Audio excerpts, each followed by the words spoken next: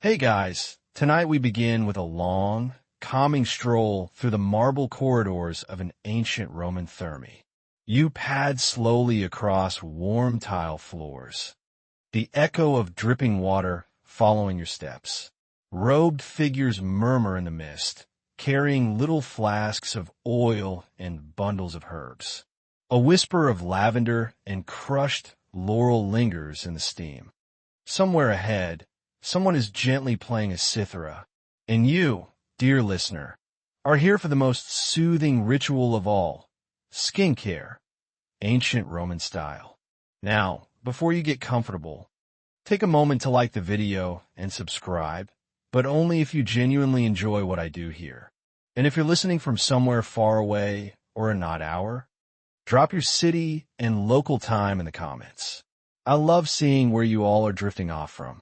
Now, dim the lights, maybe turn on a fan for that soft background hum. And let's ease into tonight's journey together. You step into the tepidarium first, a warm, dim chamber lined with mosaic benches and gentle chatter. This is where conversations bloomed and exfoliation began. Slaves and attendants moved gracefully among reclining citizens, scraping oil and dust from their skin with curved bronze strigils. If you're imagining some kind of medieval mud spa, think again, this is high-end hygiene, wrapped in ritual.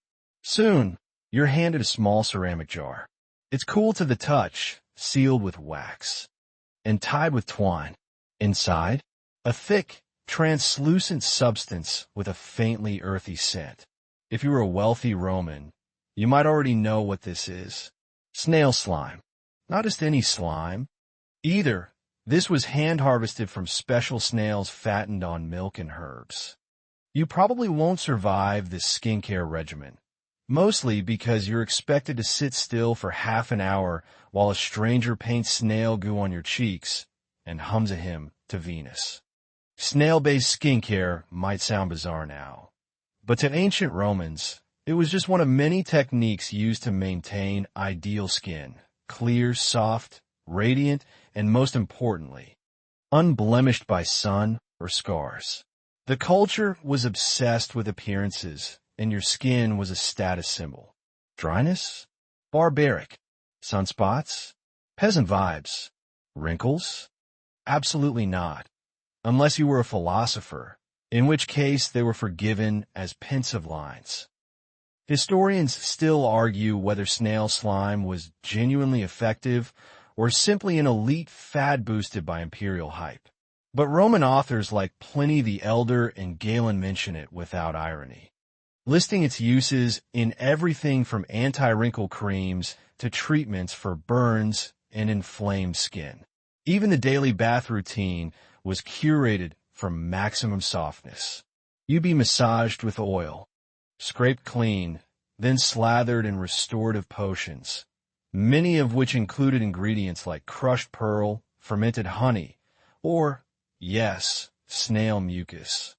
Some of these were kept chilled in alabaster jars nestled in snow from the Apennines. Others were warmed gently by a coal brazier, applied with delicate brushes made from squirrel fur. And this wasn't just vanity, it was social signaling. To appear at the forum with glowing, well-oiled skin was a declaration. You had the money, time, and help to maintain your body. And, of course, the snails to thank for it. Even now, as you sit in the steam, a robed attendant begins to prepare your skin for the first layer of pomatum, a blend of olive oil, beeswax, rose essence, and a dollop of viscous snail extract. It feels cool as it's applied, and yes, a bit slippery. But you're not supposed to speak. This is sacred goo time. Naturally, there are variations. Some formulas were secret, passed down from Greek apothecaries or concocted anew by ambitious Roman matroni with kitchens full of amphorae and a lot of free time. Others were imported from Egypt or Gaul, sold by traveling merchants who swore their snails were the most mucosal. You begin to understand how skincare was both personal and political, wrapped up in gender, class, and even military life. Generals might not have flaunted their nighttime slime, but they certainly took their oils with them on campaign. The legions marched with scented ointments and cleansing pastes, often hoarded from home or looted from someone else's. And as the strigil scrapes away the last traces of your day, leaving behind the faint shimmer of snail goo and myrrh, you realize something oddly soothing. Even 2,000 years ago, people worried about their pores. So, let's talk about snails, and not just any old garden lurkers. These were luxury snails, treated better than some citizens. You're now in a sun-drenched Roman courtyard, walled with ivy and chirping with birdsong. Lining the stone paths are low terracotta pens filled with plump, glistening snails, each one living the gastropod equivalent of a spa vacation. Snails in ancient Rome weren't only used for dinner, though yes, roasted snails stuffed with herbs were considered a delicacy. But certain species, like Helix pomatia, were cultivated specifically for their mucus. Yes, mucus, that clear, sticky trail they leave behind. To the Romans, it was skincare gold. You crouch beside one of the pens and watch as a servant gently mist the snails with water. A few are fed fresh milk-soaked grain. This is no random detail. The belief was that well-fed, pampered snails produce the most healing slime. Thicker, smoother, more effective. It's kind of like free-range organic skincare, just a little slimier. This wasn't a fringe habit either.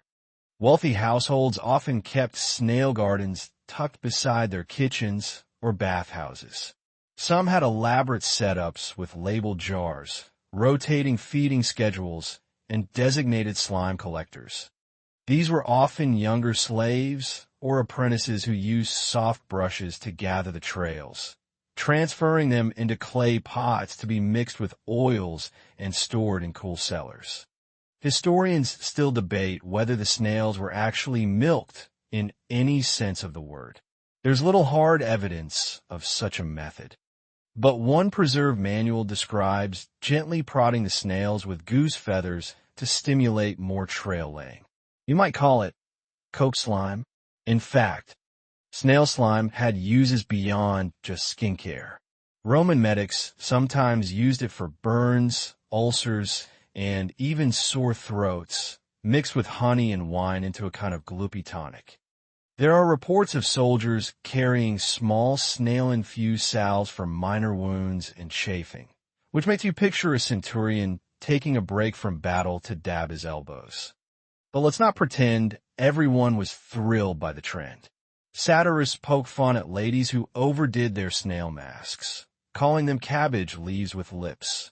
Some saw it as vain, or just plain silly. And yet, the fashion persisted. You step into another room now, a tidy apothecary space stacked with small amphorae and bundles of dried herbs. A middle-aged woman in a linen tunic is grinding something with a stone pestle. She glances up at you with the air of someone who knows precisely how to make you glow. Her mortar contains mint, olive oil, beeswax, and, you guessed it, a dollop of yesterday's freshest snail slime. She stirs carefully, whispering something about Venus, the goddess of beauty.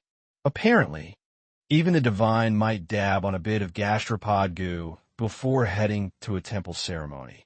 And yes, let's pause on that for a second. This wasn't purely medicinal or cosmetic. There was a spiritual layer too.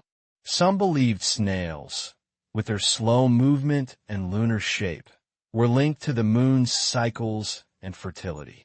A kind of ancient, slimy astrology. The connection to Venus made snail slime not just acceptable, it was fashionable.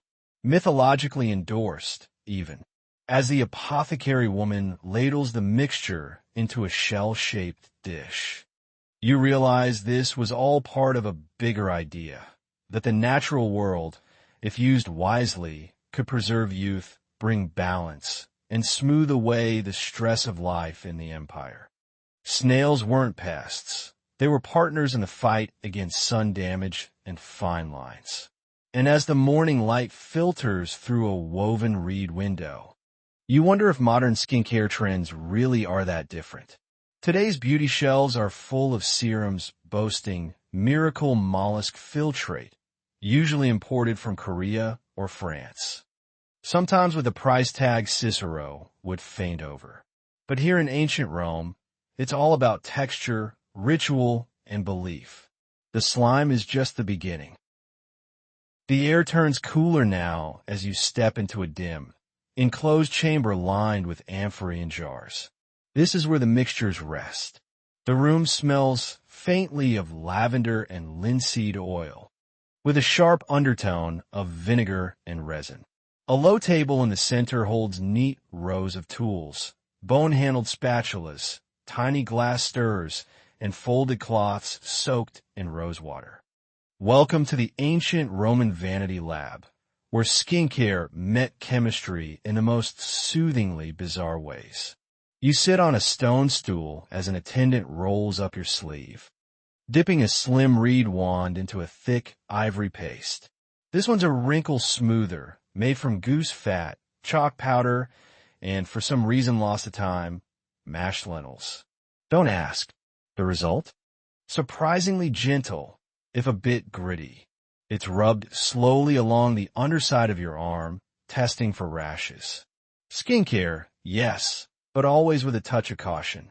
After all, no one wants a breakout on Saturnalia.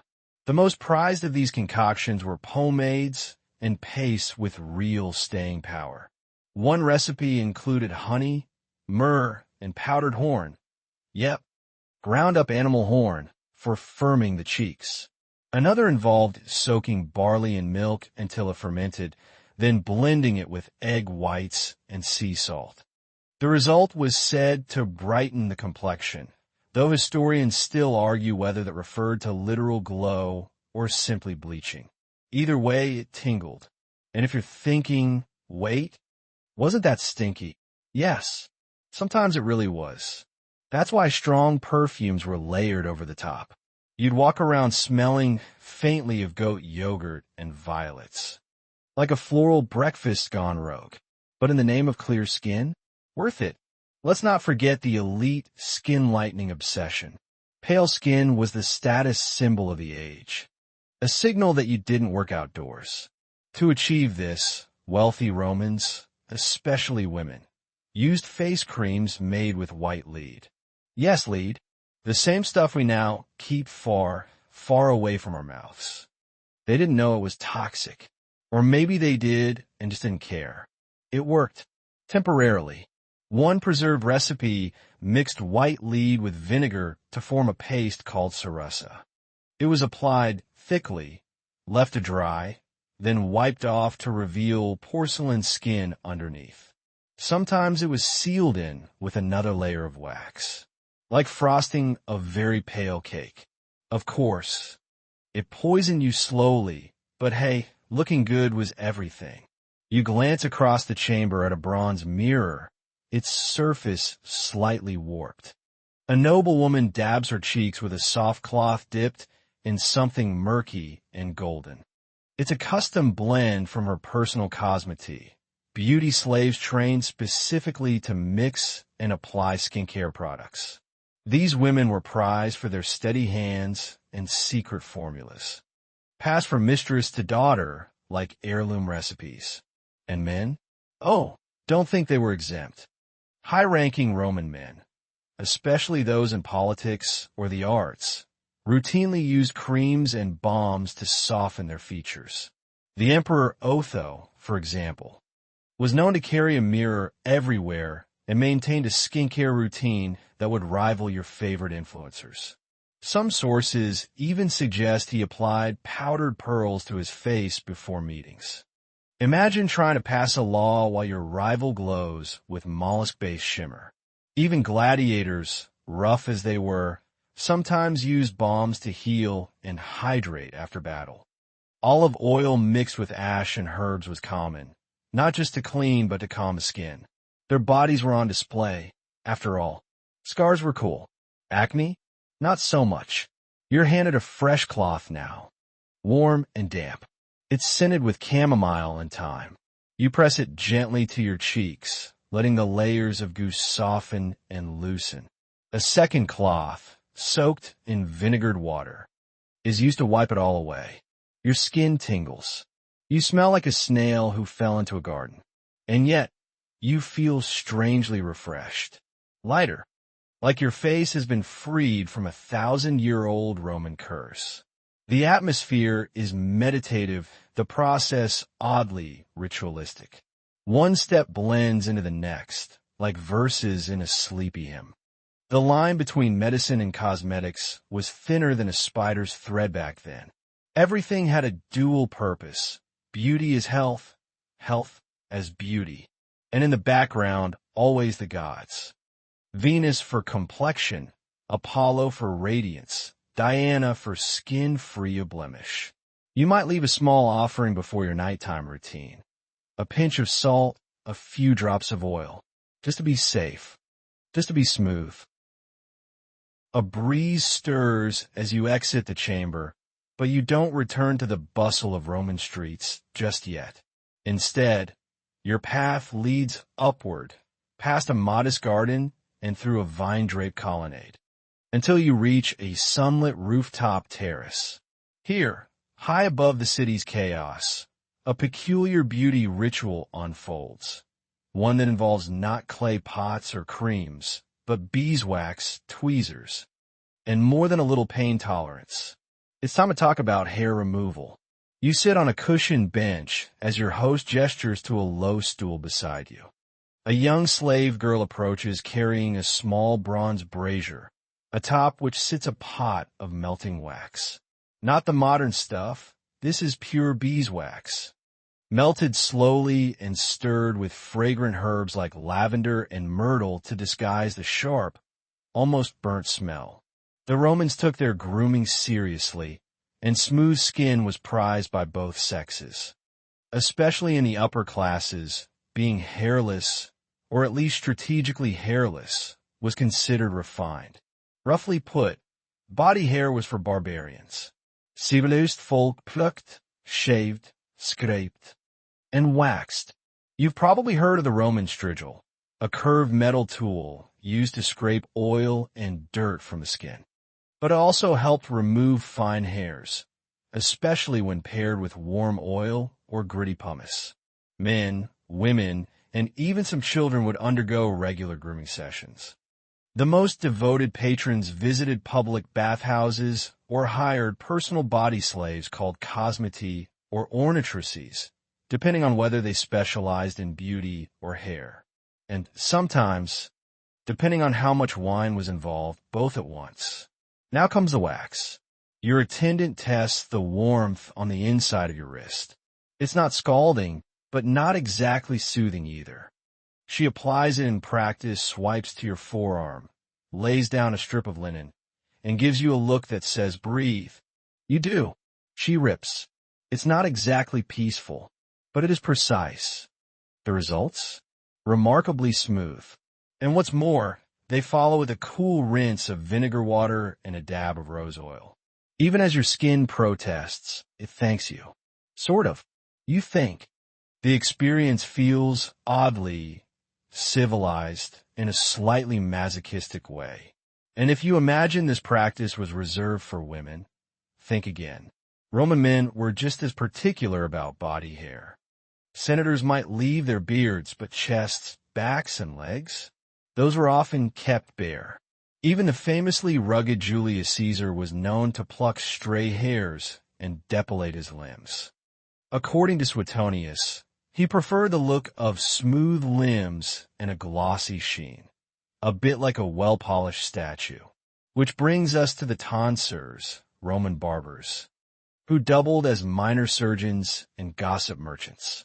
At the barber's stall, you could have your beard trimmed, your armpits scraped, your moles removed with questionable tools, and your unwanted hairs singed with heated bronze tongs. Picture a spa day mixed with light torture and a dash of scandal. You glance over and notice a noblewoman reclining on a chaise. arms raised as her attendant threads her underarm hair with an astonishingly fine cord. Yes, threading, a technique still used today. Others are being scrubbed down with coarse, mitts made of linen soaked in crushed almonds and honey. A man a few feet away is having his nose hairs removed with a hook pin. He's not enjoying it. Historians still argue whether some of these rituals were rooted more in hygiene or in appearance. After all, Rome was a dusty city, and body hair could trap odors. But even among the poorest citizens, there's evidence of grooming. Clay tweezers, bits of razors, and miniature combs have been found in modest tombs. Beauty, it seems, was democratic, if also painful. There were even beauty manuals. The Cosmeticon by Ovid, yes, that Ovid, included poetic tips for making your own depilatory creams. One popular recipe blended pine resin with bat's blood and gypsum. Others leaned on more accessible ingredients: goat bile, onions boiled in vinegar, or boiled frog's fat. These pastes were spread on the legs or face and peeled off once dry. Did they work? Maybe. Did they smell great? Absolutely not. You sit quietly now, limbs tingling, as your attendant dabs a soothing salve on your freshly waxed arms. The sun filters through the linen canopy above you, casting soft, wobbly shadows across the stone tiles. You sip from a small cup of barley tea, lightly sweetened with date syrup. Your skin is smoother than a marble column, and only mildly red. Somewhere, a lyre player plucks a gentle tune. You close your eyes, and yes, this might all seem excessive, but to the Romans, beauty wasn't just vanity, it was virtue. A smooth face meant discipline. Clean hands meant status. A plucked brow showed care for the gods. You weren't just grooming yourself. You were grooming your place in the cosmos. You're still on that breezy terrace when a servant approaches, holding a lacquered tray with a curious object, an oval mirror polished to such a shine it almost looks like silver. Except it's not silver. It's polished metal, likely tin-backed bronze. Romans didn't have glass mirrors yet, but they didn't let that stop their vanity. You lean in and catch a reflection, slightly warped, a bit ghostly, but still undeniably you, only smoother. It's time to get your hair done. The woman approaching now, tall, poised, smelling faintly of frankincense, is an ornatrix, a professional hairdresser. Her sleeves are rolled, her expression somewhere between focus and fatigue. She's the kind of woman who's heard 1,000 secrets, whispered behind veils and pinned curls. Today, she's working on you, and you get the sense you should feel honored. Romans took hair very seriously. Hairstyles were more than just fashion. They were political signals, social armor, even religious symbols. A Roman woman's status could be read in the complexity of her curls. The higher the braids, the bigger the budget. And in imperial times, oh, you wouldn't believe the towers of ringlets, coils, and pins some women balanced on their heads. But first, let's get you washed. The ornatrix pours lukewarm rainwater through a perforated amphora, letting it cascade over your scalp. Roman shampoos were typically made of ashes mixed with lye and scented oils, not the lush, foamy concoctions you might expect, more of a soapy paste with a personality disorder. Still, it does the trick. She scrubs with brisk efficiency, then dries your hair with a length of soft wool cloth. Now comes the styling. She produces a small box, capsa, filled with pins, combs, ribbons, and tiny spatulas carved from bone. With skilled hands, she begins to part and section your hair. If you're a woman, she might be aiming for the classic tutulus, a beehive-like bun wrapped in woolen bands. If you're a man, perhaps the notice, a tidy, knot over the forehead favored by the likes of Augustus. And if you're someone in between or outside those lines entirely, she adjusts without question. Style in Rome, after all, adapted to power, not labels. As the ornatrix works, she hums softly. You glance at her tools. Roman curling irons were called calamistrum, thin rods heated in coals, used to sculpt waves and corkscrew curls. You wonder briefly how many eyebrows were lost to these early beauty gadgets. Probably more than one. She doesn't use heat on you today, though. Just oil, combs, and tension. A lot of tension. Historians still argue whether these styles were self-imposed or enforced. Did women truly want sky-high pompadours with golden thread? Or did they feel obligated to match imperial standards, like empresses who changed their hairstyles with every political shift? The truth, as always, lies somewhere in the middle. Beauty has always been a kind of performance, with each culture rewriting the script. And for those who couldn't grow the hair to match the trend, wigs, elaborate wigs made of human hair, often imported from northern provinces. Blonde hair from Germania was especially prized, exotic and fashionable. Slaves might be forced to give up their locks to fuel this vanity, which makes the shimmering curls a little less glamorous when you think about it. Still, a wig was an investment, often kept in special cases lined with silk. And don't even ask about lice. Let's just say wig maintenance was a full-time job. You shift in your seat as the ornatrix gently adjusts your posture. Good hair requires stillness. She tightens a braid, pins it into place, and winds a narrow ribbon around the base. She steps back, tilts her head, and gives a small nod of approval. Bella figura, she murmurs, beautiful form. You feel taller, somehow, just from a structure on your head. And yet, not all hairstyles were for admiration. Some were warnings. Mourners wore unkempt hair to signal grief. Vestal virgins styled their locks in 6 sacred braids. Slaves had their heads shaved clean. And victorious generals? They sometimes let their hair grow wild during military campaigns, only cutting it upon triumphal return. Hair was never just hair. It was story. You catch your reflection again. The sun glints off your bronze mirror, throwing a warm light across your face. You don't look Roman, not exactly. You look timeless, as though the line between your world and theirs has blurred just for this quiet afternoon of grooming and gossip. Somewhere below, the clatter of carts and the call of vendors echo through the street. But up here, time drips slowly like oil through a funnel. The ornatrix offers you a final spritz of rose water, flicked from a bundle of herbs. You inhale deeply. Hair perfect, face smooth, pride intact. Who knew self-care could feel so ceremonial? Your feet carry you down a shaded corridor now, sandals brushing against warm marble tiles. There's a breeze, subtle, carrying a faint tang of crushed herbs and lamp oil.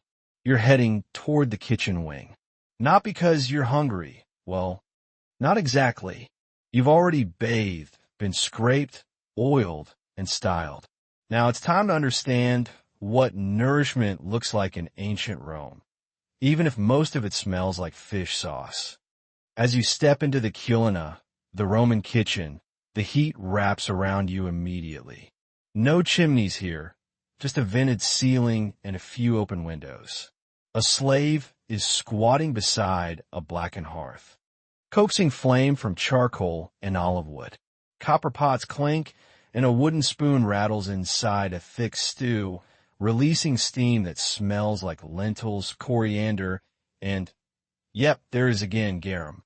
You probably heard about garum, the fermented fish sauce that Romans put on everything. Think of it as Roman ketchup, or maybe liquid salt with a hint of ocean decay and a punch to the nose. It was made by layering fish guts, salt, and herbs in earthen jars, then leaving them to sun ferment until they turned into a murky, amber-colored sludge. The rich bought aged. Perfumed versions from Spain or North Africa. The poor sometimes just scrape the barrel bottom, Historians still argue whether Romans genuinely liked the taste, or whether it was simply a salty necessity that masked the flavor of less-than fresh ingredients. It's hard to say, but the moment a cook drizzles a few drops of garum over your simmering porridge, you realize there's no escaping it. You're offered a taste, just a small wooden spoon's worth. It's not bad. Warm, spiced, vaguely nutty. There's farro in it, crushed pine nuts, and a swirl of honey. Romans loved sweet and savory combinations. Your cook, cheeks dusted with flour, gestures toward a jar of defrutum. Reduced grape syrup used to sweeten nearly everything from meat to wine. It's thick, nearly black, and smells like raisins had a philosophical crisis. Bread is next. Not fluffy loaves, dense, round panes quadratus, scored into quarters. You break off a hunk and chew. It's coarse, maybe a little burn on the bottom. Some Romans added bits of chalk or ground bean to stretch their flour, which wasn't great for the teeth, but did make a loaf last longer. And wine. Ah yes. But don't expect a glass of ruby red Bordeaux. Roman wine is cloudy, often sour, always watered down. No one respectable drinks it pure. It's served in ceramic cups, cooled with snow if you're wealthy enough, and sometimes mixed with herbs or, yep, more garum. Because why not? You've come this far. There's a bowl of olives, some cracked open, some stuffed with fennel, a dish of boiled eggs dusted with black pepper, a platter of salted cheese, half melted from sitting too close to the fire, and dried figs, sticky and wrinkled like little sweetbrains. Your cook chuckles, pulling aside a curtain to show a small pantry. There's maridum, a cheese and herb spread pounded in a stone mortar, a pile of chickpeas, a jar of honeyed dormice. Yes, dormice. Not a prank. The Romans really did fatten them in special jars and serve them stuffed with nuts and herbs. You don't have to eat one, but you kind of want to, for science. This was a world where meals were social theater. A good Roman dinner wasn't just about food. It was about hosting, reclining, debating philosophy between bites of boiled eel. Upper-class Romans held extravagant convivia, complete with entertainment, reclining couches, and slaves walking around with bowls of scented water for finger washing. But even in simpler homes like this, meals mattered. You sit for a while, not reclining fully, just lounging. Someone pours more wine. You watch as a young boy brings out a bowl of fruit, apricots if you're lucky, maybe apples or medlars. They smell dusty sweet like late summer. The cook smiles and peels one for you with a bronze knife, careful not to break the skin's curl. It's a quiet gesture, maybe even affection, or at least the Roman version of it. And just when you think the tour is over, someone pulls out a spice box. Tiny compartments filled with crushed peppercorn, dried mint, saffron, cumin, and even sylphium. That last one, rare and nearly extinct by this time, was once so valued it appeared on coins. Some say it worked as both a seasoning and a contraceptive. Others say it was over-harvested to death. The truth? Still debated. The final taste is pasca, a tart drink made of vinegar and water, often flavored with herbs. Not exactly luxurious, but Roman soldiers drank it to stay hydrated. It's oddly refreshing, like sour lemonade after a long, dusty walk. You lean back, full of strange flavors and stranger history. The kitchen hums around you. Steam rises. Someone is laughing. Bread breaks. You realize you've time-traveled not just through place, but through taste. You've eaten what emperors nibbled and soldiers gulped, what slaves cooked and philosophers sipped. And through it all, the fire crackles, constant, like the Roman appetite for eating and talking about eating. You're stretched out now, content and a little sleepy from the weight of bread, honey, and vinegar wine. But don't doze off just yet. there's still more to glimpse in this daily Roman rhythm. You're beckoned from the warm kitchen into the open-air peristylium, the inner courtyard garden, cooler, calmer, filled with the scent of crushed thyme and rosemary. This is where the Roman house exhales. Sunlight pours in from above, filtered through trellises heavy with grapevines. A small fountain burbles lazily in the center, flanked by potted laurel trees and bits of chipped statuary. You brush your hand against a low hedge of lavender as you pass. Somewhere, a dove coos in the tiled eaves. For a moment, time softens. It's mid-afternoon now, and the house is easing into its quiet hours. Romans believed in meridiatio, a midday rest, not unlike the modern siesta. It was common for shops to close, forums to empty, and citizens to recline in shaded rooms to nap. You head toward a small side chamber, thick with the smell of linen, oil, and cool tile. Here's where you really get a sense of the Roman relationship with comfort. The bed, lectus, is surprisingly high off the floor, supported by cords and stacked with firm cushions. There's no mattress in a modern sense, but straw-stuffed sacks wrapped in dyed wool. You sink down carefully, mindful of the stiffness. Sleep was taken seriously in Rome, but with none of our memory foam indulgences. If you were lucky, you'd have a servant to fan you and keep flies away. Before you can doze off, a young girl enters, arms full of folded laundry. Roman clothing was simple but specific. You watch her stack tunics, each one folded with practiced precision. There's your everyday tunica, worn belted at the waist, dyed off-white and slightly scratchy. Over it, some men wore a toga, though not as often as you might think. Togas were formal wear, heavy and a pain to arrange properly. Most folks preferred simpler garb for daily life. Women often wore a stola, a long, sleeveless dress layered over the tunic, sometimes paired with a palla, a cloak that could be draped or wrapped in countless ways. Now, about that laundry, let's just say Roman cleanliness had its quirks.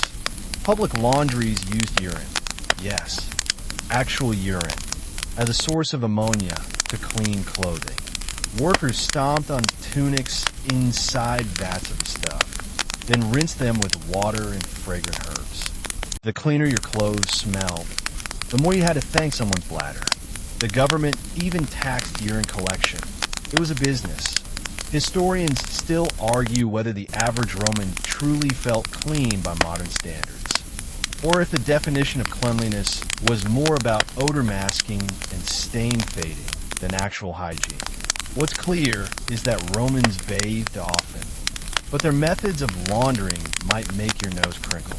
You touch one of the tunics. It's coarsely woven, but soft in places, worn thin where it brushed against the skin again and again. There's a quiet intimacy to it. These clothes were repaired, re-dyed, and handed down. A hem carefully restitched, a tear patched with bright thread. No fast fashion here, just the work of hands and time. The laundry girl hums a tune, setting out scented oil to freshen the linen. Roman perfumes were mostly oil-based, stored in tiny blown glass bottles with gilded stoppers. The rich favored blends of rose, cinnamon, myrrh, or even spikenard. The poor may do with local herbs or just olive oil warmed by the sun. Outside the window, someone is sweeping the portico. The soft whoosh of the broom blends with the trickle of the fountain. You hear the distant clang of a blacksmith down the street, and the faint bark of a stray dog. The city never truly sleeps, but this hour is close. You lie back, watching a trail of lazy sunlight stretch across the wall. There's a clay lamp nearby, its wick trimmed and resting in a puddle of hardened olive oil. When lit, it casts a small, flickering glow, just enough to chase shadows from corners. Roman homes didn't blaze with light. Illumination came slowly, gently, like this moment.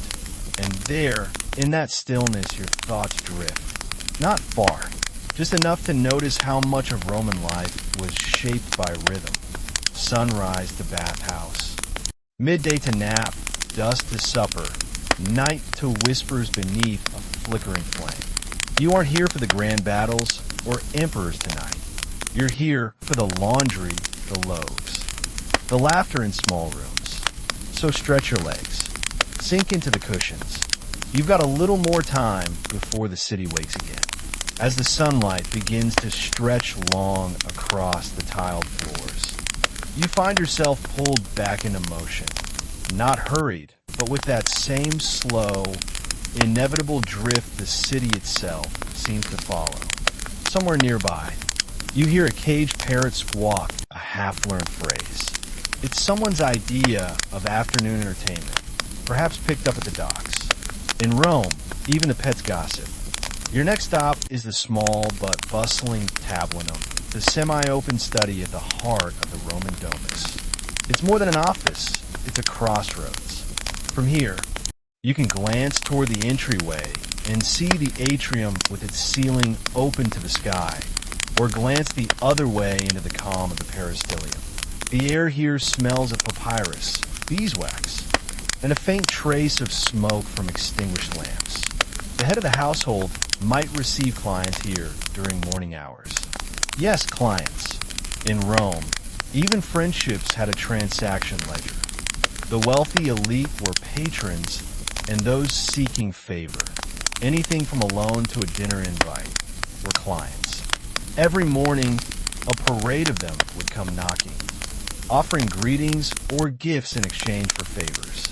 Historians still argue whether these relationships were mostly symbolic or a real source of power, but they were deeply woven into Roman life. By now, though, the tablinum is quiet, used for reviewing scrolls or dictating letters to a scribe. You spot a wax tablet on the desk, its surface smoothed over for reuse. The Roman version of a dry erase board. Using a stylus with one end sharpened and the other flattened, you'd etch your message, then heat the wax slightly to wipe it clean. Elegant, reusable, and just messy enough to feel like real work. Your fingers trail over a nearby scroll. No pages here, just columns of tidy Latin script winding across thin sheets of papyrus. It's a receipt book, cataloging shipments of grain, jars of garum, and bolts of dyed cloth. You'd be surprised how much Roman life ran on paperwork. Trade agreements, legal decrees, household inventories, even poetry. If it could be written, it was recorded. Bureaucracy wasn't invented in Rome, but it flourished there like a vine on marble. Now someone enters with a tray. Not food this time, but a bowl of water, a cloth, and a touch of perfume.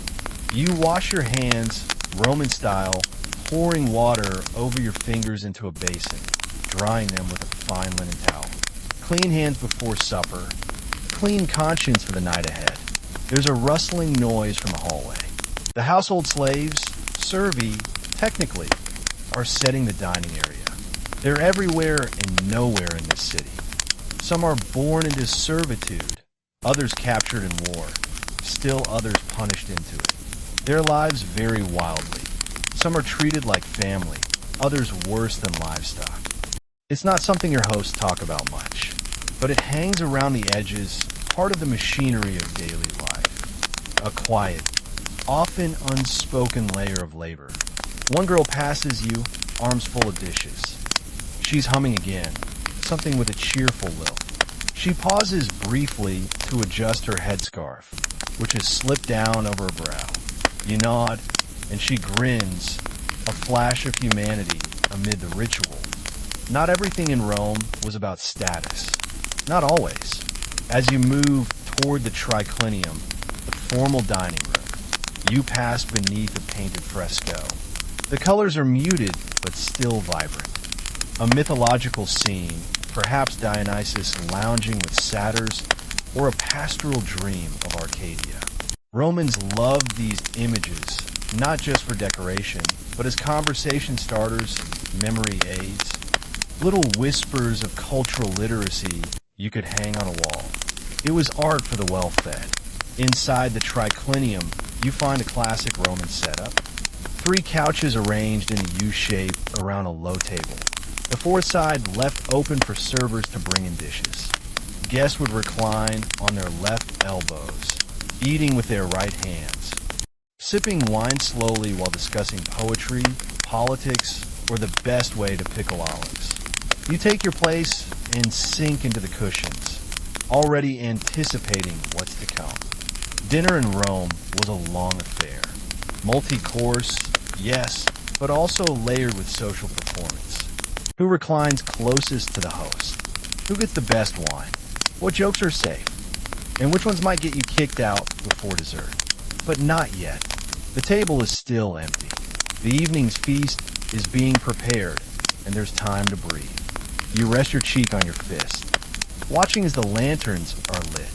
Small flames flicker in bronze holders, casting warm circles on the mosaic floor. You realize something, now that you've been wandering the house all day. So much of Roman life was designed to manage contrast. Sunlight and shade, noise and hush, labor and luxury. Even the furniture speaks to this. The couches are draped in bright woolen fabrics, but the legs are plain pine. The walls are painted with myth, but the floors are swept twice daily. Practicality and beauty knotted together like thread through linen. And so you wait for supper, lulled by the rhythm of sandals on tile, the faint rustle of fig leaves beyond the courtyard, and the smell of something roasting, maybe dormice, maybe lamb, maybe stuffed dates, sizzling in honey. The hour is turning gold now, and you're still here, quiet, half reclined, and curious. Let it all flow through you. The tablet's waxy gleam, the crunch of fresh laundered tunic cloth, the memory of that slightly too salty bread. You're not dreaming, not yet, but you're close. Dinner begins, not with a fanfare or clinking silverware, but with a soft rustle of movement and the sudden arrival of olives. A modest start. You reach for one, pit it carefully with your teeth, and try not to overthink how many hands were involved in getting this little fruit from branch to bowl. The olive is tart, soaked in vinegar, and just oily enough to make you reach instinctively for wine. Congratulations, you've just performed the first Roman appetizer ritual. You're reclining now on a soft couch in the triclinium, elbows sunk into a pillow that smells faintly of lavender and centuries. The air carries the scent of roasted fennel and sweet wine. Overhead, an oil lamp flickers with a steady, golden light. Shadows shift on the frescoed walls, bringing Bacchus and his drunken entourage to wobbly life. A platter arrives next, something ambitious. Possibly Gustum, the appetizer course. You can't quite tell what's inside the vine-wrapped bundles. Maybe fish. Maybe something more experimental. Romans like to blur the line between culinary invention and practical joke. Historians still argue whether certain so-called delicacies, like stuffed dormice or jellyfish seasoned with lovage, were common fare or exaggerated elite eccentricities. Either way, tonight, you're not here to judge. Just chew gently and keep reclining. Your host gestures for more wine to be poured. Not full glasses. Romans always diluted their wine with water. Drinking it straight was considered barbaric, the kind of thing a Gaul might do before charging into battle naked. So in goes the water, cooled with snow stored in underground pits or brought down from the mountains. It's like drinking time itself. Next comes bread, fresh from the domed, clibinous oven in the courtyard. Crusty outside, soft within, scored with a spiral design, and possibly stamped with the baker's personal seal. You tear off a chunk, dip it in garum, that infamous fermented fish sauce, and marvel at how something that smells like a fishing dock can taste strangely delicious. A little salty, a little sweet, kind of addictive. like Roman ketchup, but riskier. A slave boy silently clears the olive pits and drops a perfumed cloth over your lap. The cloth is scented with myrrh to mask the mingling odors of warm food, warm bodies, and the absence of deodorant. Hygiene in Rome was inventive, but not foolproof. To your left, one of the other guests, perhaps a visiting philosopher or an uncle who drinks too much, launches into a dramatic retelling of how he once outwitted a dishonest melon seller in the forum. Everyone chuckles politely. These stories are the filler between courses, the social gravy. Some of them are true, probably.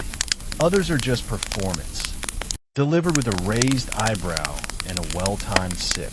Then, the main course. It's carried in with some ceremony. A whole roast bird, maybe a peacock or a stuffed capon, or what might optimistically be called a wild goose. Its skin is glossy, crackling slightly as it's carved. You get a slice with a surprise inside, perhaps a boiled egg or spiced nuts. Roman chef love théâtralité. Dinner, but with plot twists. Between bites, you're offered a cube of honey-soaked cheese, then a fig split open like a tiny velvet pouch. Everything is rich, fragrant, soft-edged. Romans weren't obsessed with temperature like modern chefs. They didn't need the food hot, just seasoned boldly.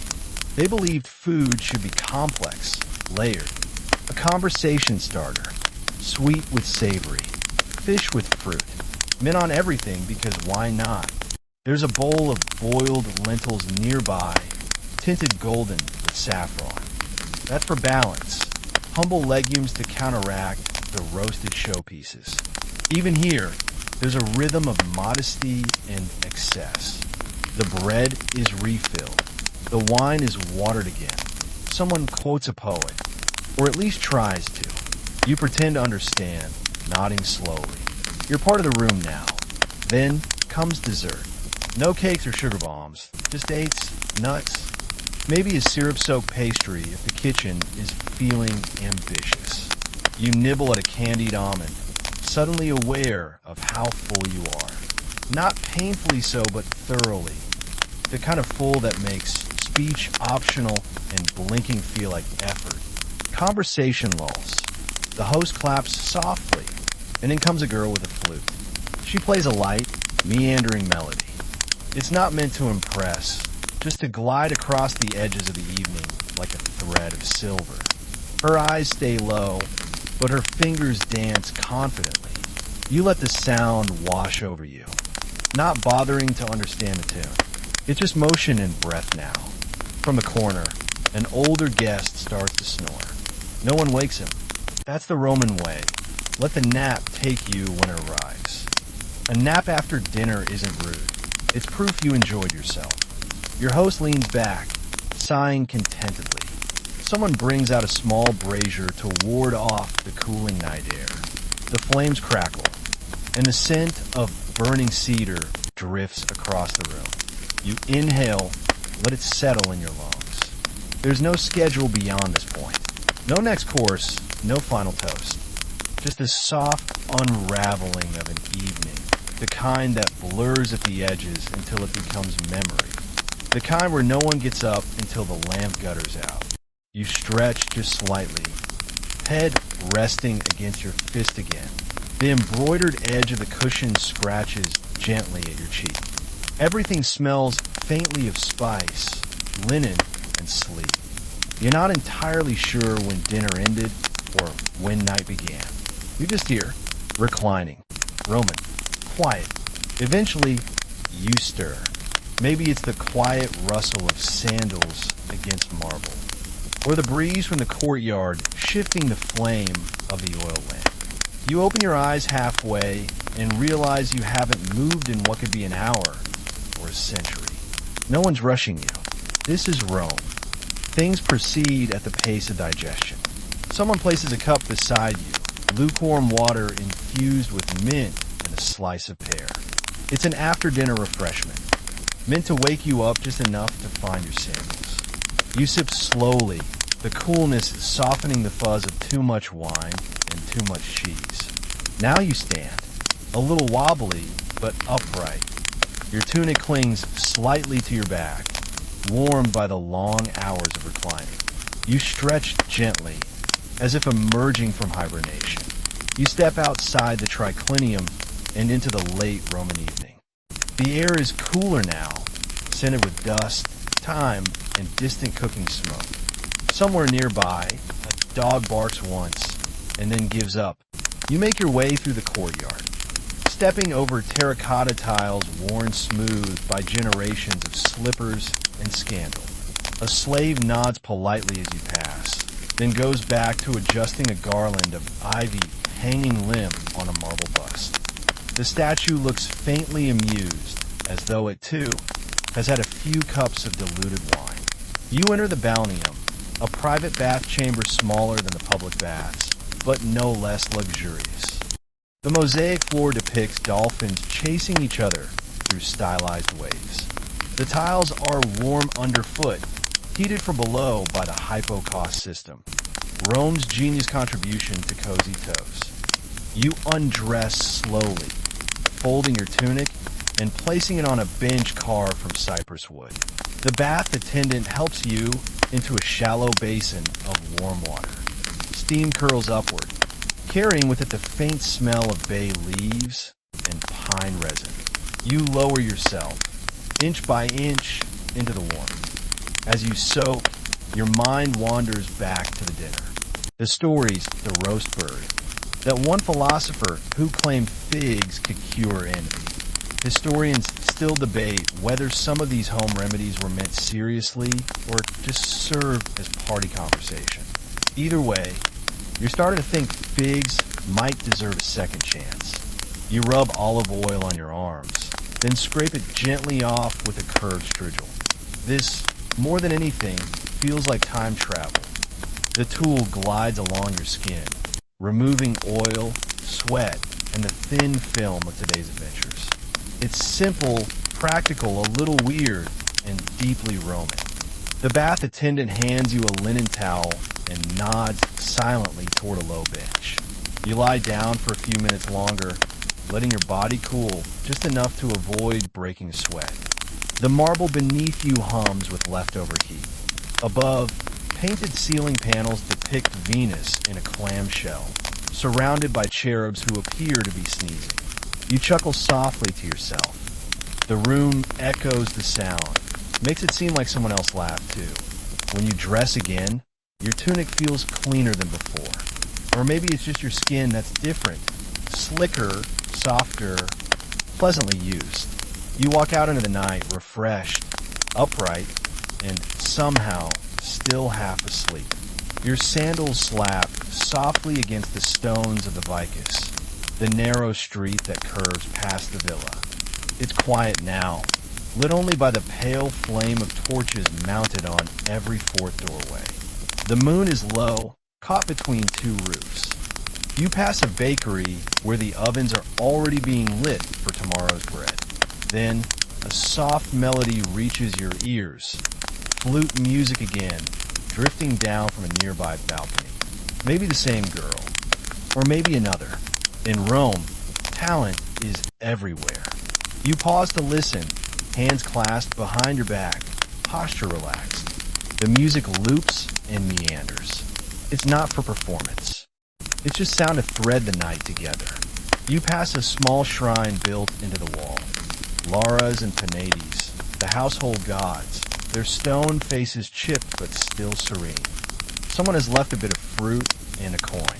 You nod at them out of habit. It doesn't hurt to be polite to small, immortal things.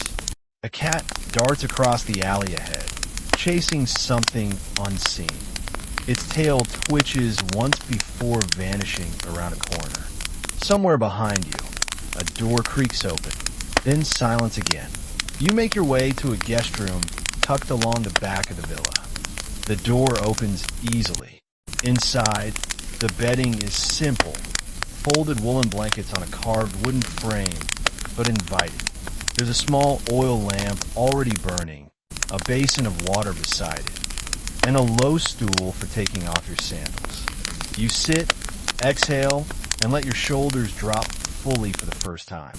Your body has done its job today, dined, bathed, strolled. Now I want stillness. You blow out the lamp. Darkness curls around the corners of the room like a soft animal. Somewhere in the distance, an amphora creaks in the night air, settling into its usual place. And just like that, you're back in the quiet heart of the Roman Empire. A citizen not of war or glory, but of warm baths and soft beds. No politics, no automies, just the sound of your breath and the comfort of linen against skin. You wake briefly, not quite sure if you've been asleep or simply hovering on the edge of it. Your body is cooled a little under the linen blanket, but the air in the room is still warm, just enough to be cozy without turning into a sweatbox. You sit up for a moment and swing your legs over the edge of the low bed. Your feet touch the floor, cool terracotta tiles smoothed by time and bare soles. Somewhere outside, you can hear the faintest ripple of wind through cypress trees. It's that kind of night, the kind where even the silence has texture. You pad softly into the corridor, guided more by memory than sight. A single oil lamp flickers faintly on a bracket near the main atrium. Shadows dance gently on the walls, making everything feel like it's breathing. You're not alone. An older servant is seated near the hearth, gently stirring a pot of something that smells faintly of fennel and barley. Late night gruel for early risers, perhaps.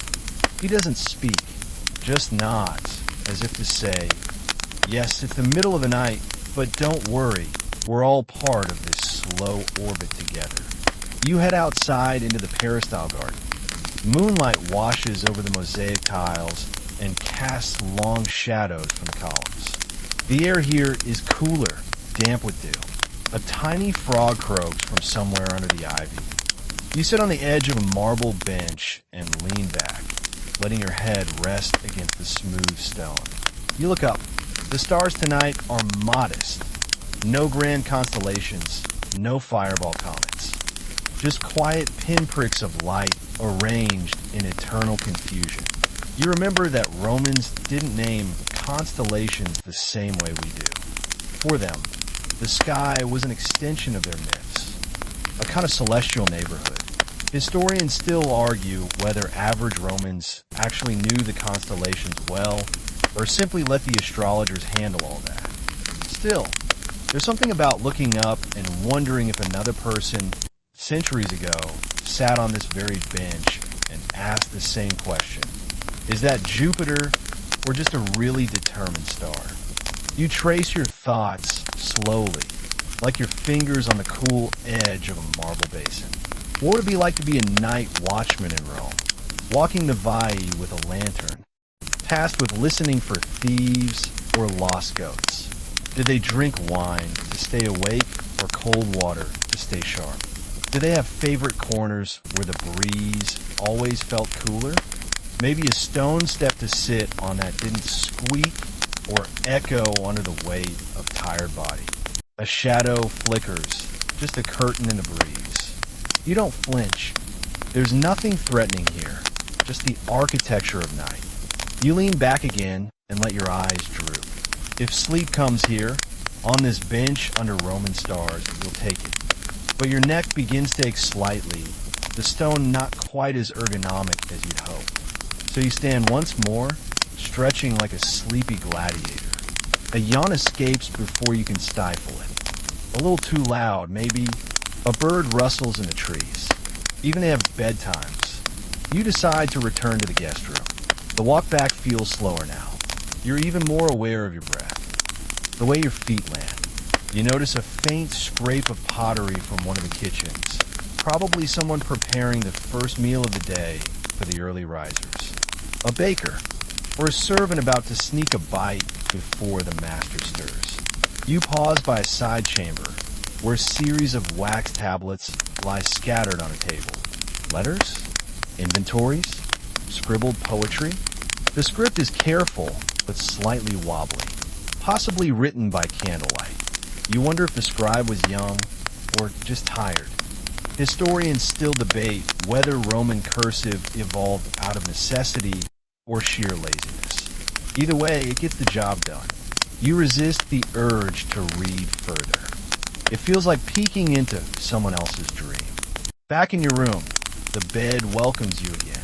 Your body sinks deeper this time, already softened by moonlight and marble and midnight wandering. The linen smells faintly of lavender. You wonder who thought to place a sprig of it beneath the pillow. Probably the same person who folded your tunic so precisely. Outside, the sky begins its long transition from ink to milk. The stars fade, one by one, like candles snuffed by a patient hand. You listen to the quiet murmur of Rome, preparing for another day. In a few hours, the streets will fill. Merchants will shout. Hooves will clatter.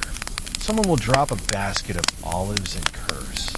But for now, for just a little while longer, the empire is asleep. So are you.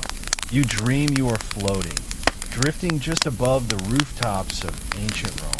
The city sprawls out beneath you in the pre-dawn half-light, a tangle of tiled roofs, courtyards, and faint orange glows where early risers stir their coals back to life. There's a serenity to it all. Rome, that endlessly ambitious city, has let its guard down for a moment. Below, a woman in a linen tunic pours water into a shallow basin, her movements slow and practiced. She doesn't notice you hovering like a lazy household god. Her fingers trail through the water, checking the temperature. She's preparing to wash her face, not just for cleanliness, but for ritual. Romans took their grooming seriously, and even the poorest households would find time to rinse the night away with a splash and a prayer. You drift lower, near the forum. It's almost unrecognizable without the clamor of voices, the clash of sandals on stone, the wheedling of fishmongers and senators alike. Now, the paving stones are silent. Only the cats move freely, thin creatures who consider the forum theirs by divine right. One stalks a discarded fig, unimpressed. As you settle into this slow, golden moment, your mind drifts back to your own morning routine here, such as it is. There's a jug of cool water near the doorway, and beside it, a worn bronze mirror polished to a dull sheen. It's not especially flattering, but then again, it's not meant to be. Roman mirrors didn't reflect perfection. They gave you enough to fix your hair, maybe pluck the odd stray eyebrow, and carry on with your day. You take a sip from the jug. The water tastes faintly mineral, drawn from a cistern, not the aqueduct, but clean enough. You splash some on your face and blink hard. The sensation wakes you only slightly, just enough to give you the sense that you're still moving through the day, not just floating above it. There's a knock at the door, a soft, non comito, top top. You open it to find a boy, no older than 10, holding a basket of crusty bread and olives. His tunic is too big for him, cinched awkwardly at the waist with twine. For the guest, he mutters, avoiding eye contact. His breath smells faintly of honey. Probably snuck a fig on the way here. You thank him, though he's already halfway down the hallway. You bring the basket inside. The bread is still warm. You tear off a piece and chew slowly. It's dense, nutty, a bit smoky from the oven. The olives are wrinkled and salty, probably from the provinces. There's no butter. Romans didn't really do butter, but there's a smear of garum in a small dish. Fermented fish sauce for breakfast. You try a dab. It's intense. Not unpleasant, just startling. A little goes a long way. As you eat, you examine the walls of the room more closely. Faded frescoes depict rustic scenes. Goats, fruit trees.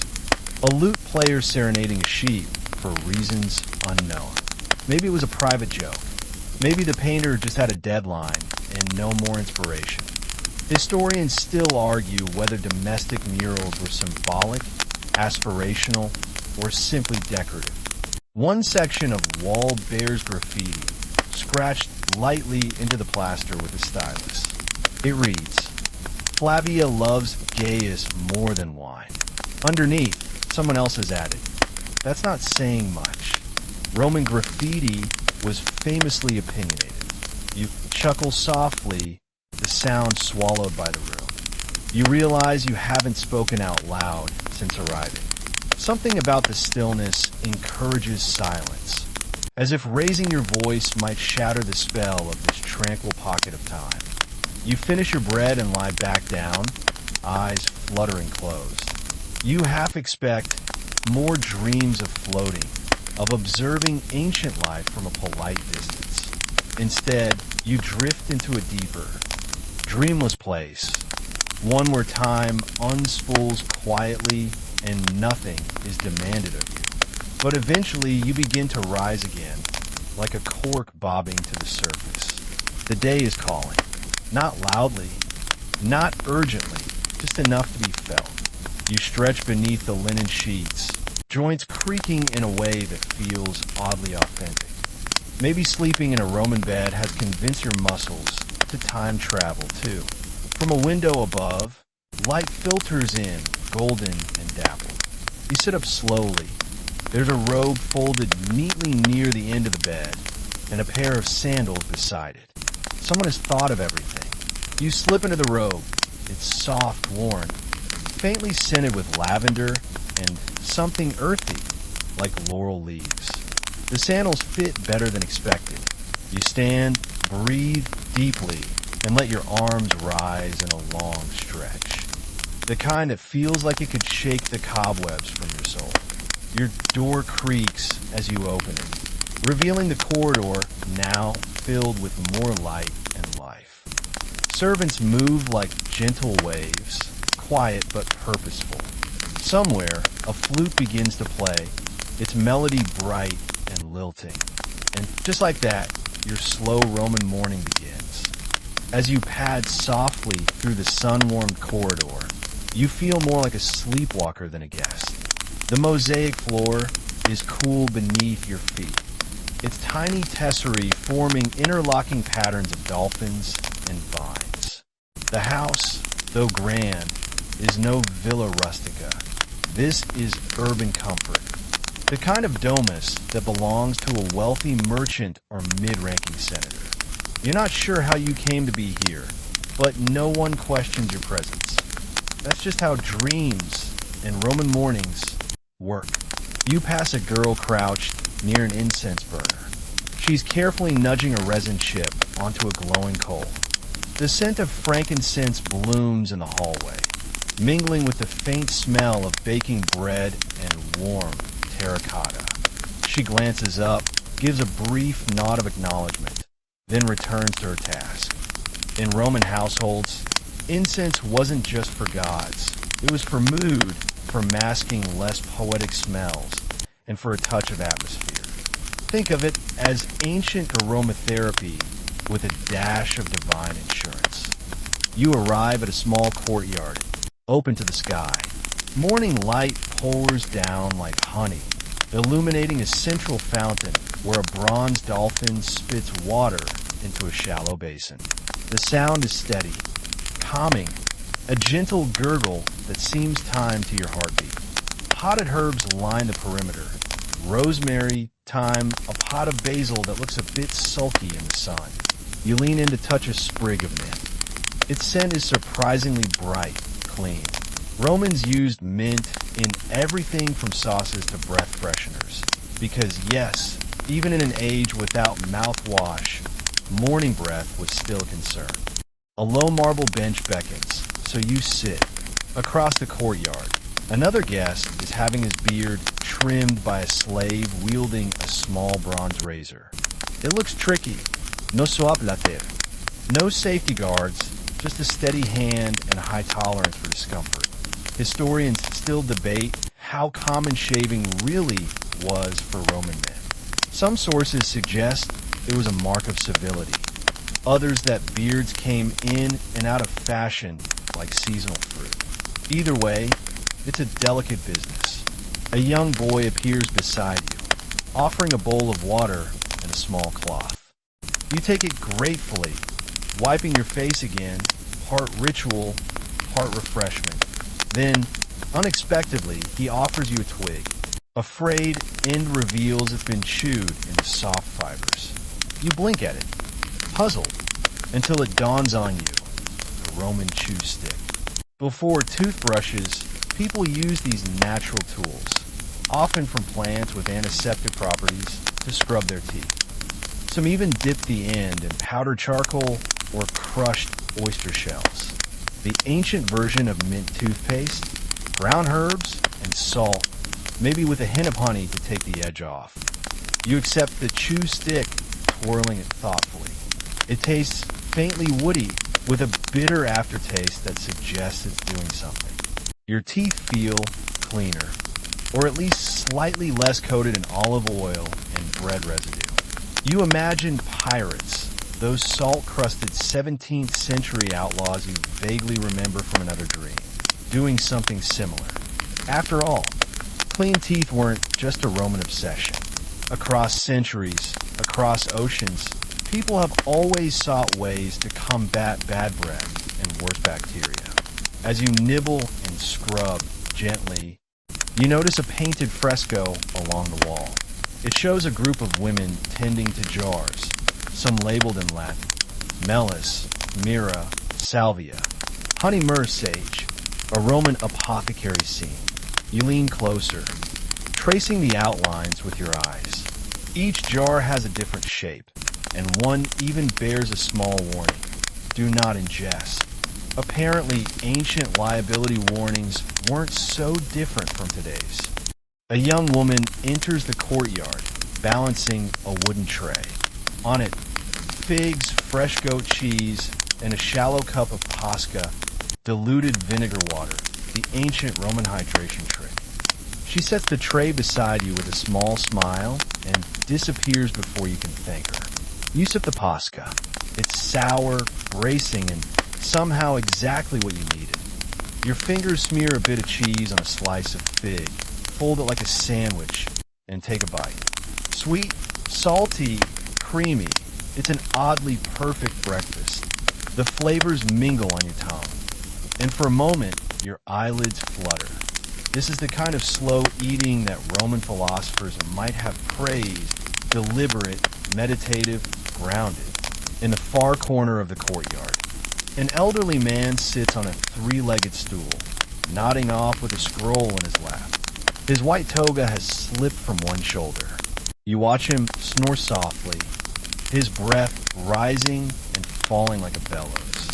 There's something reassuring about his presence. In this moment, he is timeless, a symbol of sleepy scholarship. Maybe he's dreaming of Cicero, or maybe just lunch. The fountain continues its quiet performance.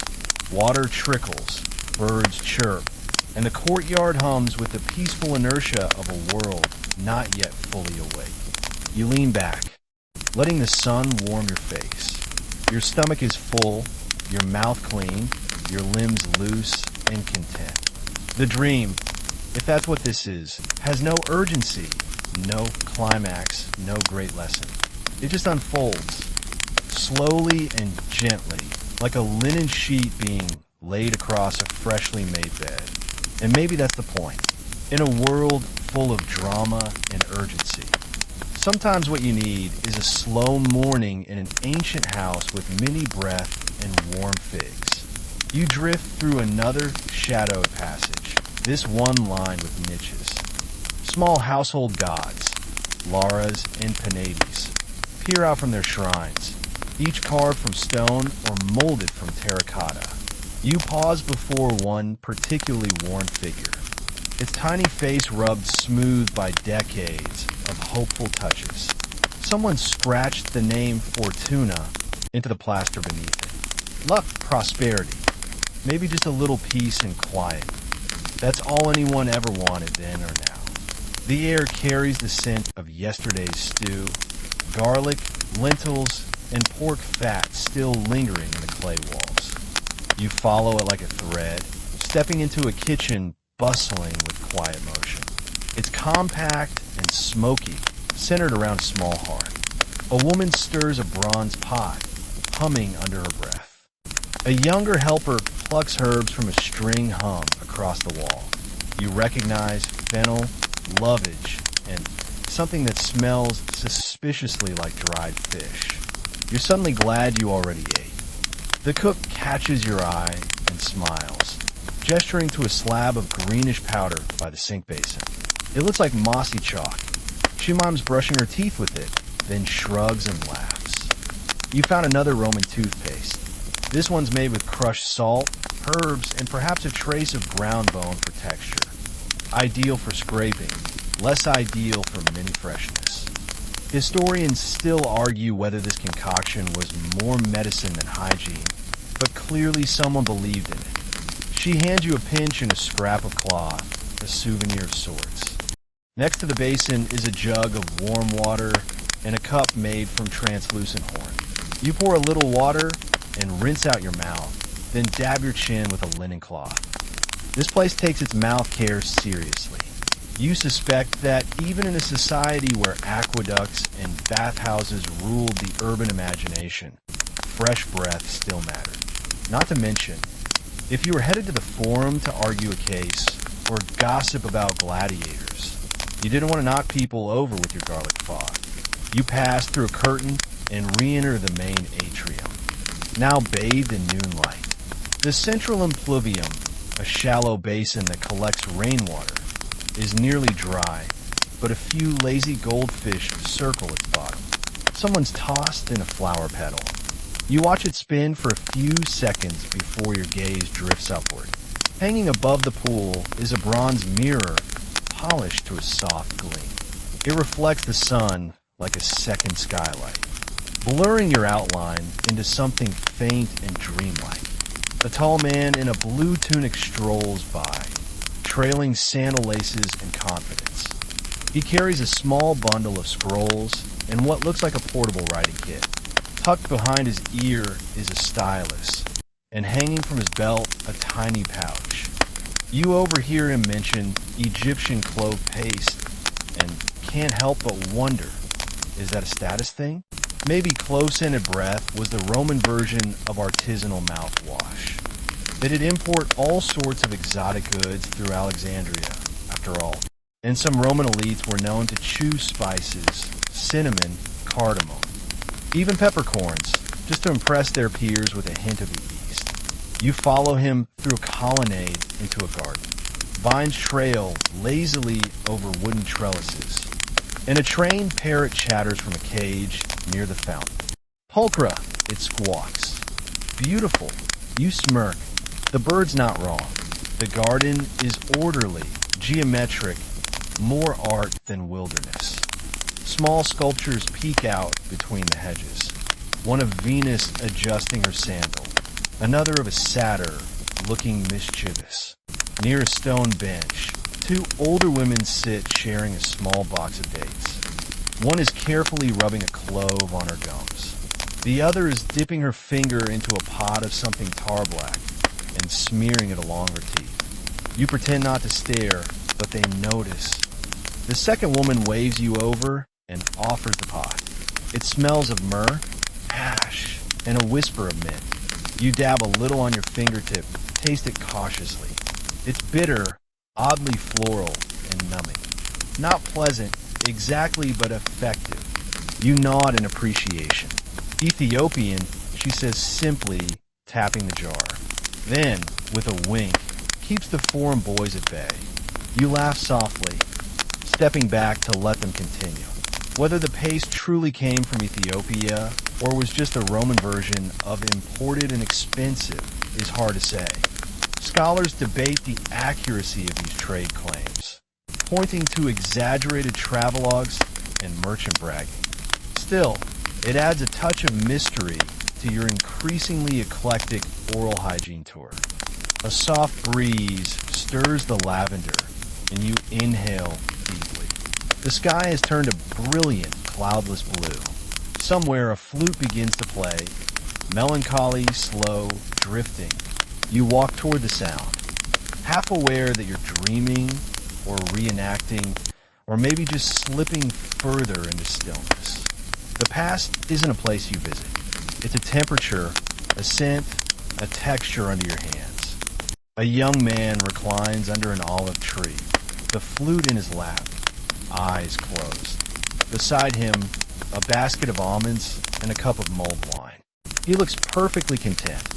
You want to ask him what he uses to keep his teeth so white, but the words don't come. You're not sure they're needed. Here, in this suspended Roman afternoon, nothing is rushed. Nothing is sold in a plastic tube. And somehow, everything is just clean enough.